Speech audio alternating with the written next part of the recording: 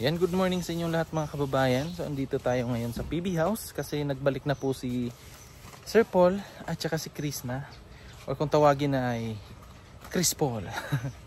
So nagbalik na po sila dito sa Davao mga kababayan. Kaya andito tayo ngayon sa PB House.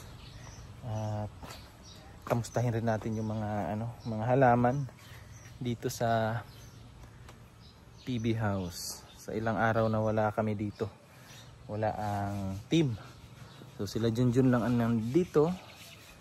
Nagtrabaho sila sa CR, kaya baka hindi na diligan yung mga pananim, pero naulan naman dito sa Davao mga kababayan, kaya okay lang naman siguro. Pero check na lang din natin kung ano yung mga kalagayan nila, kasi alam nyo naman si Sir Paul, napaka maalaga sa kanyang mga halaman.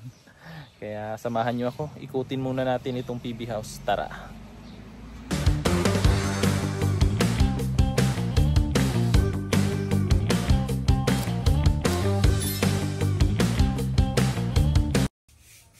Anong sana, Ben? May concern si Melvin ba? Anong concern mo, Ben? Anong pinutol, Ben? Ano ba yan, Ben? Awaw.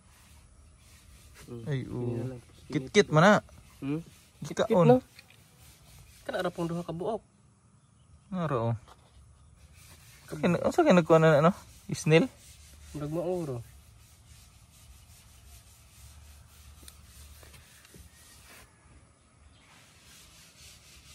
Ang lata naman na bin. Asat ay na pa mo dito. Bago naman po din. Hasta tong isa, kanipod, bago ni. Naram din dito dati yung nauna. Yung kangkong kasi na tinanim sa si Sir Paul dito. Sa lalagyan ng tubig. Wala ang mais. Natumba. Yan po. Ito yung ginawang taniman ng kangkong. Yan po. So maganda na yung niya, tubo niya. Hindi siya mamamatay kasi may tubig sa ilalim. Yan po, may tubig siya. Hindi rin naman siya mapasukan ng mga lamok. Kasi nga po, yan dyan, nakadikit. So hindi makapasok yung lamok. Ito po siya. Patong lang po yun dyan. So, yung nakapatong, may butas yan sa ilalim. Binutasan yan. And then, pag umuulan, or nadidiligan to, papunta sa baba. And then, yun yung parang, kasi yung tubig niya, di ba? So, yun yung maging tubig niya para basa yung lupa. Kaya maganda yung tubo ng mga kangkong kasi mahilig yan sa mabasa, matubig na lupa. So yan, tinakpan ko na yan dyan kasi dyan dumadaan yung aso. Ngayon nakahanap na naman sila dyan. Tumatalon talaga itong mga asong to. Kahanap talaga ng madadaanan. Aray ko po. Namatay din yung isang malunggay dito. Yan sayang. Buto yan yung tinanim ni Peter Paul dyan. Buto ng malunggay. Kaso namatay. So check natin yung mga durian ni Sir Paul doon. Kung kamusta na ba. Ito hindi rin na Ewan ko lang kung nabuhay to. Nakalimutan ko anong tawag nito Pero dala to ni Sir Paul. Ay, buhay siya. Pero para siyang ubi.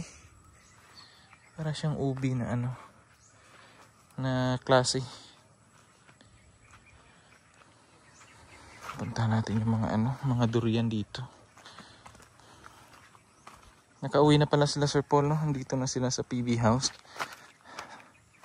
Natulog kasi madaling araw yung nila Yung flight. Alas 3 yung dating nila kanina. Yan, may na. Buhay na. Ito yung mga mais na tinanim nila Chris Paul. Nila Sir Paul. So ito yung mga tinanim nila, tumubo na. Yan oh. Tumubo na yung mga mais. Sarap talaga pag may lupa ka. Tapos mahilig ka magtanim-tanim. Yun yung kagandahan pag may sarili kang lupa. Kasi pag mamunga na yung mga ano mo, tanim mo, hindi ka nabibili. 'Di ba? Maka-save. Tapos ito pwede ka mag-alaga ng manok. Ito may manukan si Sir Paul dito. Ito yung galing sa tsuhin ni Krishna. Tapos yan, matagal na yan binili ni Sir Paul. Ang balak talaga dyan, katayin. Pero alam nyo naman si Sir Paul, hindi siya parang naaawa siya sa manok ba. Kinalagaan na lang niya. Sa ngayon nakatali pa yan sila. Kasi gagawan pa yan dito ng kulungan. Kulungan po ng mga manok. Parang net yata, ng net. Yan hindi pa nahuli. Pero okay lang kasi hindi naman siya lumalayo. Diyan lang talaga siya. Yan, isa lang yung babae. Tapos yung mga durian. Itahan natin. Ayan o. Ito yung durian. Wala naman sigurong namamatay. Yan sila Junjun. Kasi yung likod na yan mga kababayan ng PB house, lalagyan niya ng lupa para i-flooring. Yan po. Yan po dyan banda mga kababayan. Ipo-flooring po yan para pag maglaba may masampayan. Kasi kung dito medyo alanganin sa pwesto. Kaya dyan na lang pinalagyan ni Sir Paul. Kasi mainit din dyan eh. Pag sumikat yung araw dyan talaga yung todo ng init. Tapos na din sa lupa. Para matibay, di ba? Ayan. Ang ganda na ng tubo ng mga durian.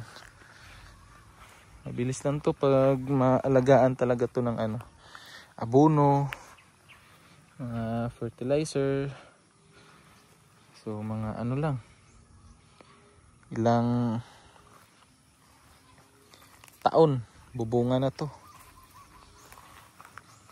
May mga naitanim na pala sila dito na kamuting kahoy. Kasi nung nagpunta kami kina Krishna sa lula niya, nanguha kami doon ng puno ng kamuting kahoy.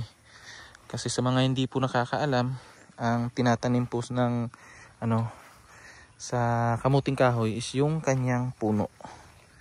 So yan, siguro sila Junjun nagtanim nito. Puntahan natin. Nasunog na nila yung dito. Pero mahirap talaga patayin yung romblon. Yan nasibol na naman. Puntahan muna natin yung mga kamuting kahoy. Tayo dito. Nagtabo na naman to. Kawawa naman tong durian na to. Sobra naman yung tabo ni Junjun dito. Na na siya. Ayan. Dito puputulin pa yung mga mangga. Kasi tataniman ng durian. Ito yung kamuting kahoy.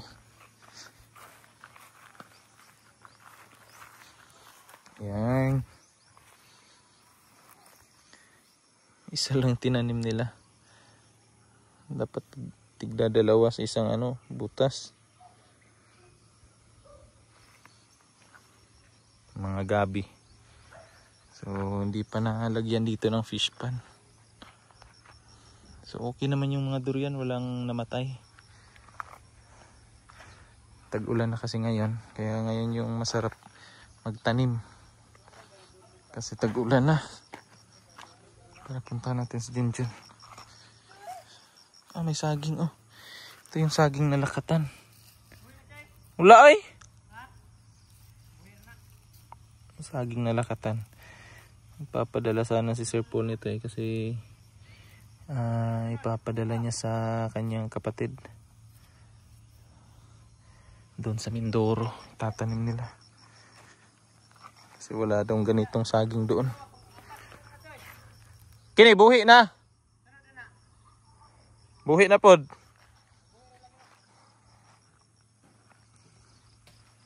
So magpapakuha na lang si Sir Paul ng bagong similya ng saging na lakatan.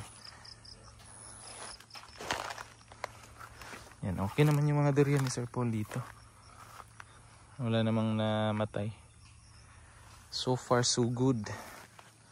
Nakita natin sila doon. Mga ano ni Sir Paul, mga sitaw. Ganda ng tubo. Ganda ng ano niya. Mga bunga, ang hahaba. Tapos yung CR, konti na lang. Naikabit na nila yung mga ilaw. Tapos may kisamin na rin sa loob. Ayan po. May kisamin na sa bastos. Lamig stage ni mo dira ay. Lamig stage. May ilaw na tapos na pinturahan na nila. Pero hindi pa po yan yung final na kulay. Parang gray yata. Light gray yata yung kulay niyan. Same sa PB House. So may mga ano na yan. Gutter na lang ang kulang.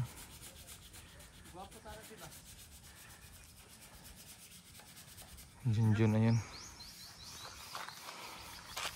Okay ra kayong durian, Choy? Ang durian, okay ra kayo. Ting ulan mong good, no? Gapog tubo ba? Gapog tubo ang ano, durian. Diyan namatay ang saging, no? Gahiapat yung saging eh.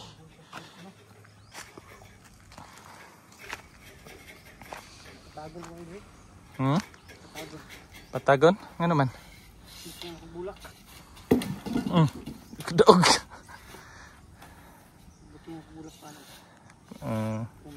Lokato na muna, saging.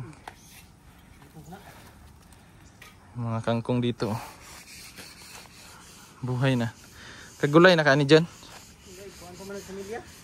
Nagikuhaan pa.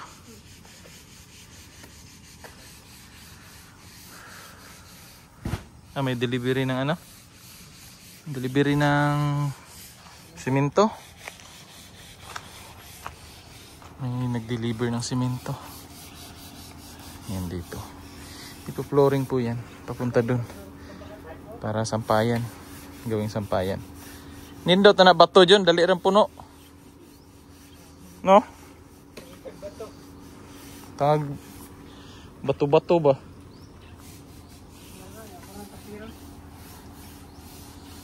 Gapoy nga na. Butangag kuan. Kuy. Ani kataas ba? Ah?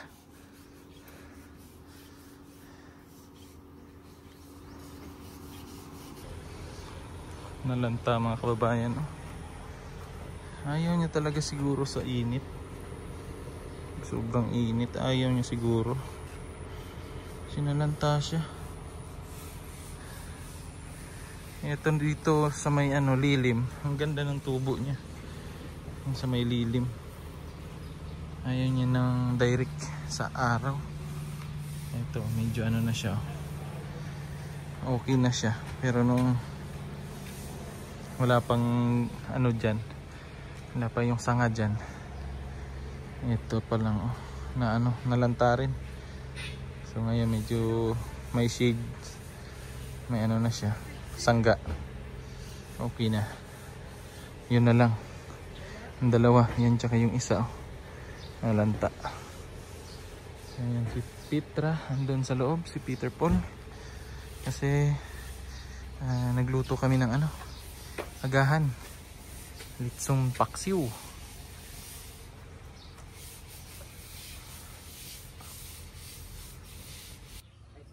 Sa talong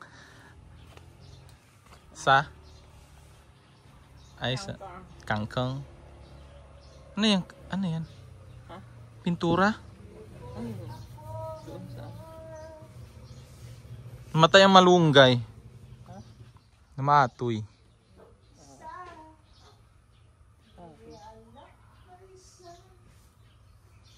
May nangangain din ng ano dito day, no?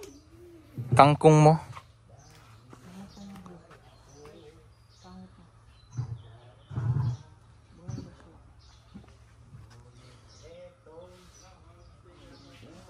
Ganda pa yung direct sa lupa tanim day, oh. Ganda ng tubo niya. Ayan, oh. Nag-ano na siya. May sumibol na. Yung mais mo tumubo na. Ito day ba? Ano kaya kumain ito day? Oh. Yan, oh, putol, oh. Hindi kaya snail? Tibay pala ng ano ng snail, no? Ipin, no?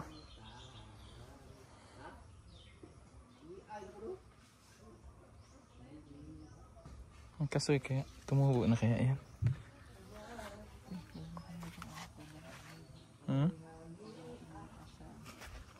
Lipat? Direct natin? Wala tayong ano ngayon?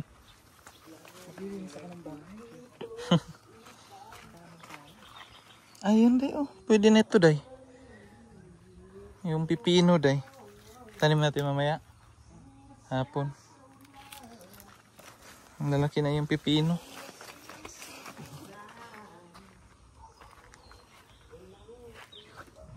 Tagal pala tumubo yung ano day. Kasoy. Kasoy, yung tagal tumubo.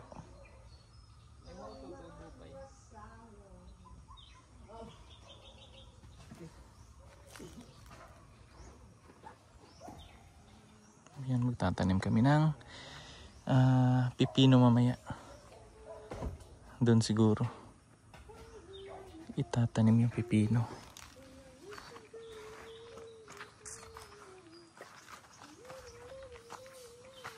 Kinsa? Kinsa ka?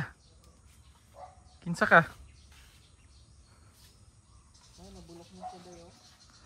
Sanday. Ay, oo. Pero ba't buhay yung ano niya, day?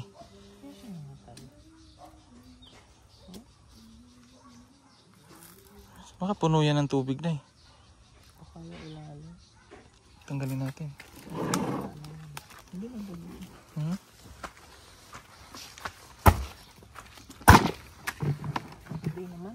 Waro. Meron, oy. Meron. Oh, puno. Lah, namatay. Oh. Dito ka. Sana to, patay na rin siya.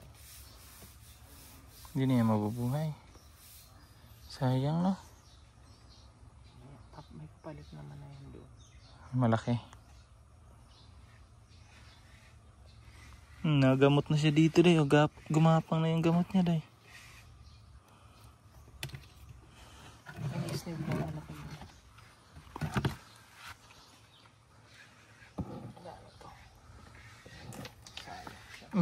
Gamot na sana, oh. Baka mabuhay pa yan, day.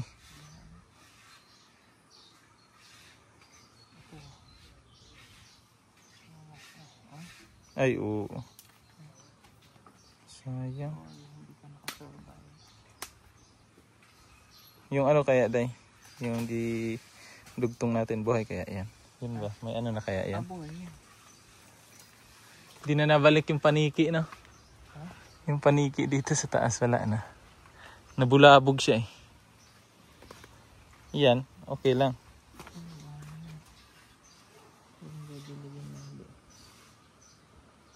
Hindi ko alam bakit namatay siya.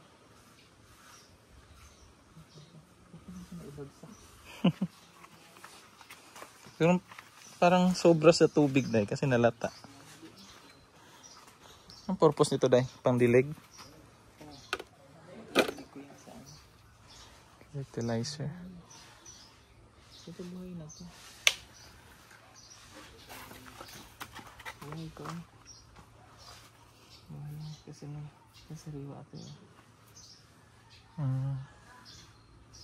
Pwede naman i-direct sa lupa. Tanggalin na yan, yung ugat. Mabilis siya maugat.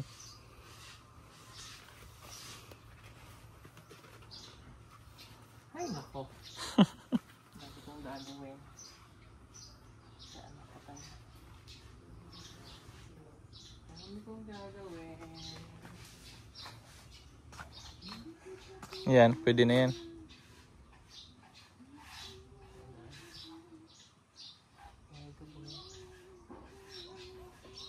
Tusok-tusok lang. Ano kong gagawin? Mahilinis ako. Ang mga iniwan ng bakas ng kahapon. Bakas ng kahapon. Sayang mga dermuda dyan. Oh. Kasi ano pa yan, Dino? Sisibol pa yan. Oh. Sisibol pa rin. Napuksang ilaw. Tayo natin yung ilaw. So dito na kami ngayon mga kababayan. Wala munang lakad papuntang bundok. Maglilinis muna kami dito. Yan oh, may mga damo na. Hindi nalinisan. So maglilinis muna kami ngayon ng bahay. Bukas siguro may misyon na.